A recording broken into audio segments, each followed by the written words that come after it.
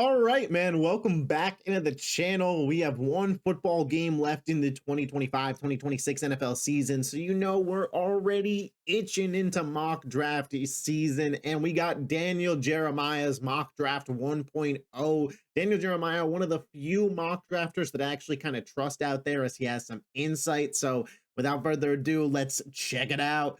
The Las Vegas Raiders pick number one. Fernando Mendoza, the Heisman, undefeated season for Indiana, the clear consensus quarterback one in this draft. To me, this makes absolute perfect sense for the Las Vegas Raiders. I've been growing on Mendoza. I'm not going to lie. There was a point midway throughout the season where I was like, this is a little fraudulent. No way. But Mendoza has a little bit of Andrew Luck to him. I'm not saying he's going to be as good as Andrew Luck, but that size, that mobility, that run in the Natty showed me a lot about him. I'm just saying it. One play showed a lot about him.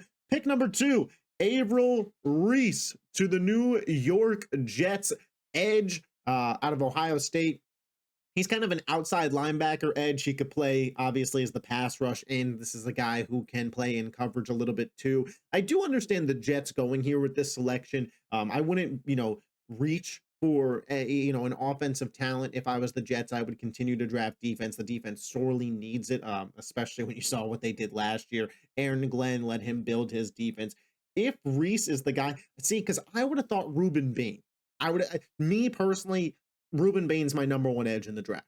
And I know the short arms comment that some people might say, but Reese, obviously, a solid player. The Cardinals, Spencer Fano, offensive tackle out of Utah. That's cool. The Cardinals don't really have a quarterback of the future, but it's a one quarterback class. So just starting to shape up that offensive line. That way, the guy you bring in next year ends up having a secure offensive line is a fine spot to be. It's really tough to get a read on the Cardinals because they don't have an NFL head coach yet. They haven't hired anybody. So is the guy coming in going to be offensive minded, defensive minded, more of a CEO style head coach? What's the direction and culture that he wants to lead the team? What's the style of defense and offense he runs? We don't know yet. So I feel like any Cardinals pick right now is just kind of a shot in the dark. I don't mind playing it safe. Tennessee Titans, Francis Muaga. I probably would go Muaga over Fano if I'm being completely honest here in terms of offensive tackles, but this is a really good get for the Tennessee Titans. I'll be interested to see if now that Robert Saleh is the head coach of this team, if they lean a little bit more into defense in the draft, especially a draft that has a lot of good defensive players. Like if a Rueben Bain falls to 4 as an edge rushing talent and Robert Saleh has some say in that drafting room, don't be shocked if that happens. But Cam Ward obviously went to Miami. Muaga out of Miami, good offensive tackle. Bring in a defensive head coach. Maybe the thought is let's get the most out of our defensive talent, and now we have to help Cam Ward because offensive coordinator hasn't been decided yet in Tennessee. I'm a little skeptical of the Saleh hire just because you want to develop Cam Ward, but bringing in an offensive tackle to protect him is certainly a good piece. I also wouldn't mind Tennessee going a weapon here. I don't know if they think Makai Lemon or Carnell Tate or Jordan Tyson is the best wide receiver in this class, but their wide receiver room is severely lacking a wide receiver one. So I wouldn't mind taking their pick of the litter there either. The New York Giants at pick 5, Mansour Delane, the top corner in this draft pretty consensusly out of LSU. I don't hate the pick. I got to be honest, and I know he's a safety. I think at 5, I'd take Caleb Downs. And maybe, I understand the positional value situation, but I believe the Giants roster could take a massive leap next year just in terms of Jackson Dart being healthy, Scatterboom Neighbors being healthy. You bring in Harbaugh as a culture guy. The defensive line's already pretty solid. Getting a middle piece in that secondary and Caleb Downs that is a blue chip player, he's going to be a hit. I don't hate it, but Mansour Delane, again, team needs help in the secondary. Not a bad pick. The Cleveland Browns at 6, David Bailey out of Texas Tech. This is another spot where I think you could potentially see a Carnell Tate, a Makai Lemon, a Jordan Tyson go, just because it feels to me like their wide receiver room's a little bit incomplete. And if you want to give Shador the best shot, but it's also a team without a head coach. So again, what's the direction of this team? I'm seeing that Jim Schwartz could be moving forward, but do you need to add to a defensive line at this point in time? You drafted Mason Graham last year. You have Myles Garrett. This feels like a defensive line that you could add later pieces in the draft or guys out of free agency. Personally, I don't really like this pick. Again, Caleb Downs to the secondary at safety could be a really interesting play here. But if I'm the Browns, and those 3 wide receiver weapons are there, and I'm going to try and make it work with Shador next year, I would go with one of those wide receiver weapons. The Washington Commanders, Sonny Styles, linebacker out of Ohio State. Yeah, I mean, Styles reminds me of Fred Warner. I mean, that's the comp that Daniel Jeremiah has given him. I've seen some people suggest Jeremiyah Love or Carnell Tate to the Commanders. I wouldn't load up on offense if I was Washington. You have Jaden Daniels, you have Terry McLaurin. Maybe you work out a deal with Debo. Bill Krosky showed some promise. You drafted an offensive lineman last year in Josh Connolly, who was really solid. You have Laremy Tunsil. That Washington defense was really, really bad. So me personally, I would be BPA, best player available on the defensive side of the ball. If they feel that that is Sonny Styles, cool. I would still probably lean Caleb Downs here, but both guys out of Ohio State are absolutely really, really good players. Bobby Wagner is 35 and headed for free agency, like Daniel Jeremiah points out here. So maybe he won't be returning to the team next year. Number 8, Jeremiyah Love to the New Orleans Saints. He said, I love, no pun intended, the idea of pairing Tyler Shuck with the most electric playmaker in the draft. I don't hate it. I just don't know if it's where they need to go. And Jeremiyah Love is a really good player. And if there's any Saints fans watching, I'd be really interested to see your thoughts on this. Alvin Kamara still is a really solid player. You have some depth to that running back room. Chris Olave is a nice piece. I would more consider drafting another pass catcher for Shuck. Juwan Johnson was his number 2 this year, but outside of that, it was kind of hit or miss for this team. Again, if you're at pick 8 and Carnell Tate is still on the board, Mekhi Lemon's still on the board, I think that those guys offer more value than Jeremiyah Love for your situation. Personally, we'll see what Kellen Moore decides to go with, but Alvin Kamara is pretty committed to being on the Saints. Remember, around the trade deadline, he said that if the Saints trade me, I'm just retiring. So I don't know. It's not a bad pick, but it's a kind of a surprising one to me. I wouldn't go here. And at number 9, yeah, shocking. This is a shocking pick. I mean, it's shocking that Rueben Bain's available here. Rueben Bain's my number 1 edge rusher in this class, and I probably would have taken him if I was Washington. I probably would have taken him if I was the Jets. So to see Rueben Bain fall all the way to 9 is already surprising as is, but of course, it's the year that the Kansas City Chiefs have the number 9 pick. Bain is my favorite fit for the Chiefs. Andy Reid has always had an appreciation for players with a junkyard dog mentality like Bain possesses, having coached Trent Cole and Brandon Graham in Philadelphia. Yeah, this would be an excellent fit. Kansas City desperately needs a pass rush. That was one of the weakest points in their game this year. Going into next season with the defensive line that has Chris Jones, Rueben Bain, and George Karlaftis, Kansas City would be able to get pressure with 4. And that would be an ultimate difference maker for them if the offense can get back to what it was, 2-3 years ago with the defensive front, that you're giving Spags a defensive line that gets pressure with 4, plus all of his blitz combinations. This is a disgusting pick for Kansas City. If Rueben Bain falls to 9, I think that the pick should be in within 30 seconds, personally. No free ads on the channel, nah. Cincinnati Bengals, cornerback, Jermod McCoy.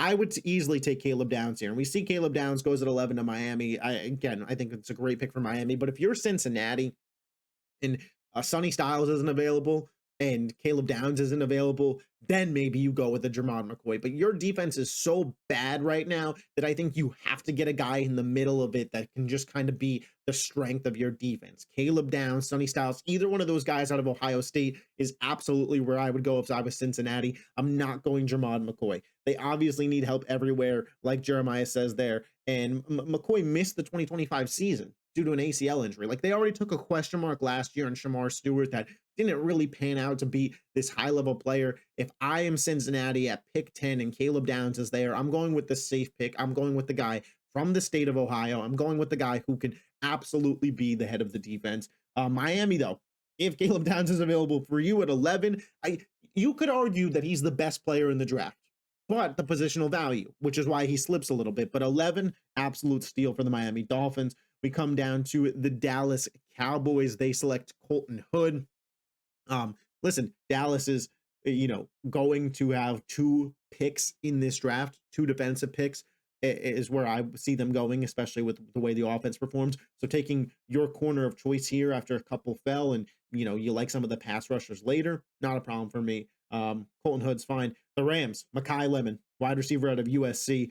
This is, I mean, fit like a glove, but I don't know how we're letting the Rams get this. I mean, obviously it's Atlanta's pick, but the Rams value tough, rugged receivers who are also playmakers. It would be most unfair to add Lemon to an offense that already includes Puka Nacua and Devontae Adams. How you doing? Matthew Stafford can't retire if this happens. No way. If this is the wide receiver room, how could you not play with this for another year? Baltimore. I'm not even gonna Eoan, Olivavega, Olivavega. Yeah, I mean, I'm not great with the name pronunciation, and Penn State fell off this year, so wasn't watching them a ton. But going guard, interior offensive line for Baltimore, I don't have a problem with it. It's tough because Baltimore, you look at their roster on paper and you're like, they got dudes everywhere. But at the end of the day, then you're like, they were 8-9. So improving the offensive line is never something I'll complain about. And obviously, Linderbaum's a free agent, so we don't exactly know if he's going to be back with the team. So getting some interior offensive line help, not a bad choice. The Tampa Bay Buccaneers, they go with edge Cassius Howell. Tampa needs an edge rusher, absolutely. So I would just go best edge rusher available if I was Tampa. Cassius Howell here, a solid player, plays really fast, had a ton of production, 27 career sacks. So I like this pick for them. The Jets now with their pick via the Colts, they take Carnell Tate, wide receiver out of Ohio State. Love this pick at 16. I think that this is excellent value. Ohio State might be wide receiver university. JSN, Emeka Egbuka, Garrett Wilson, Marvin Harrison Jr. Like they are really just spitting out high quality wide receivers. And I know Jeremiah Smith's like a generational prospect, but Carnell Tate, I think, has all the makings of a really solid NFL wide receiver too. You pair him with fellow Buckeye Garrett Wilson. They desperately need another receiver out there. They had nobody other than Garrett Wilson. Garrett Wilson, I think, got injured in October and finished as the team's leading receiver. So they absolutely need to leave pick 16 with a receiver. And if Carnell Tate falls that far, what a blessing for the New York Football Jets. I'll keep scrolling. No free ads. Detroit Lions, edge out of Miami, Akeem Messidor. Messidor is somebody that people are really starting to love. The draft content that I've been consuming. Haven't watched a ton of his tape, can't lie to you guys, but hey, Detroit getting another pass rusher.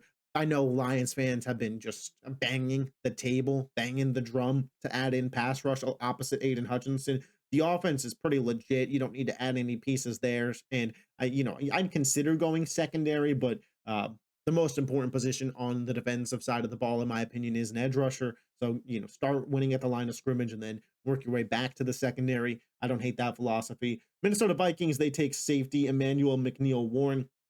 I thought they really missed Cam Bynum this year, so I think that this is a pretty solid pick. Harrison Smith, too, could be retiring, so no problem there out of that pick from Minnesota. We got the Carolina Panthers. They take Jordan Tyson, another big body wide receiver. This would be I mean, if they get Tyson, that's like the biggest wide receiver room in recent NFL history that I can remember. Leggett, Coker, Tedero, McMillan, Jordan Tyson.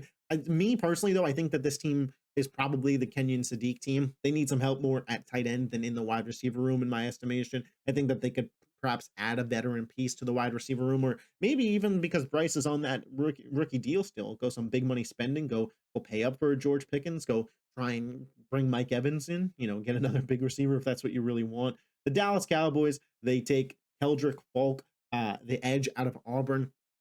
I think as long as Dallas leaves the first round with two defensive pieces, one in the secondary, one in the defensive front, I won't have any problems with it. Keldrick Folk, a really solid piece here, and Dallas would just be adding to a defense to, really strengthen it to be competitive in the 2026-2027 season, which with their offense, they just need to be average. We can move to Pittsburgh, Denzel Boston, wide receiver out of Washington.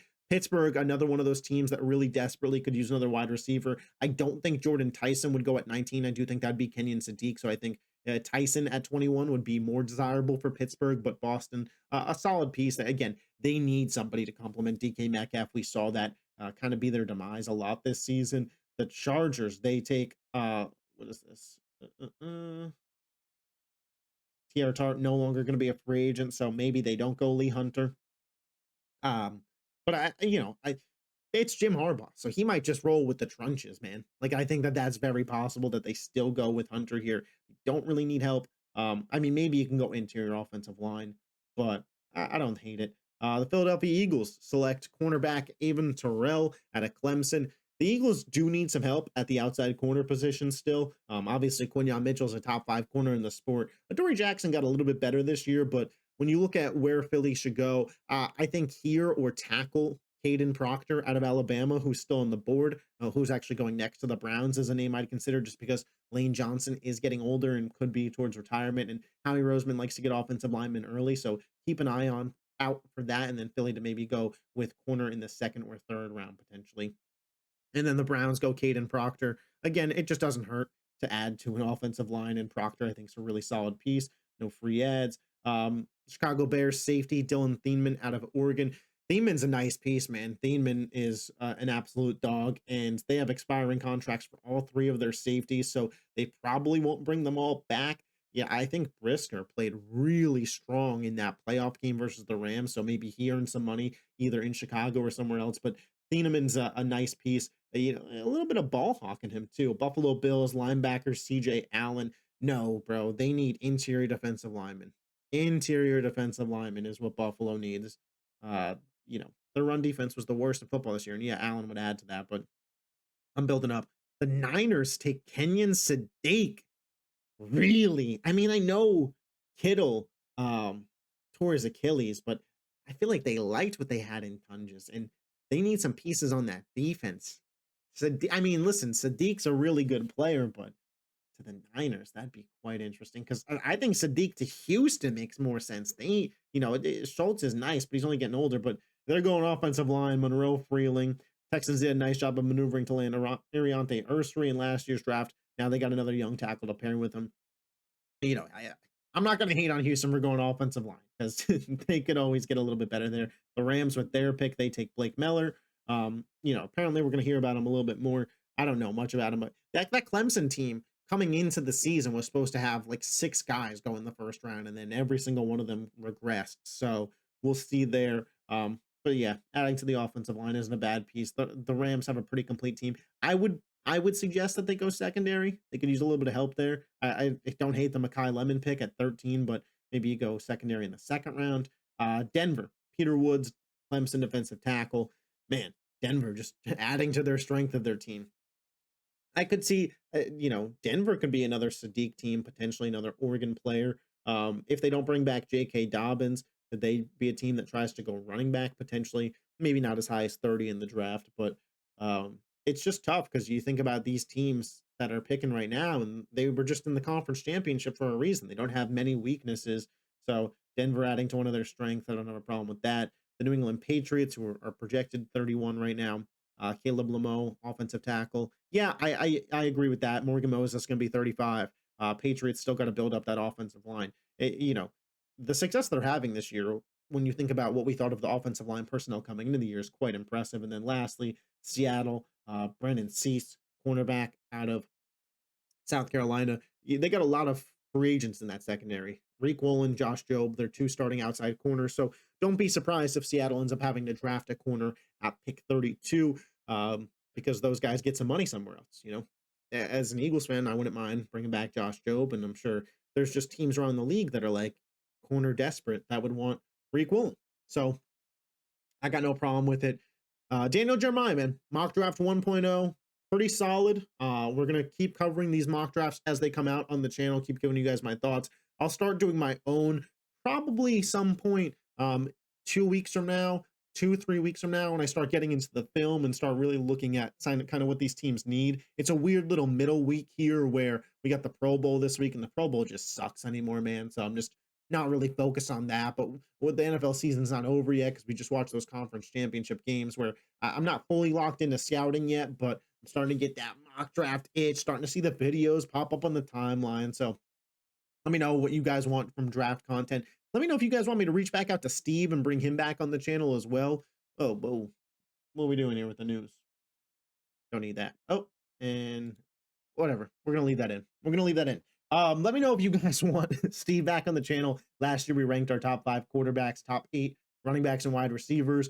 Some of those videos did well. Some of them didn't. but I'm always down to have a guest on the channel, or if there's a YouTube creator that you know that makes draft content that you'd like to see me chop it up with, tag them in the comment section. We'll see if we can work something out. But I do appreciate all of your guys' support. We are now on the road to 700 subscribers. I'll catch you next time. Peace.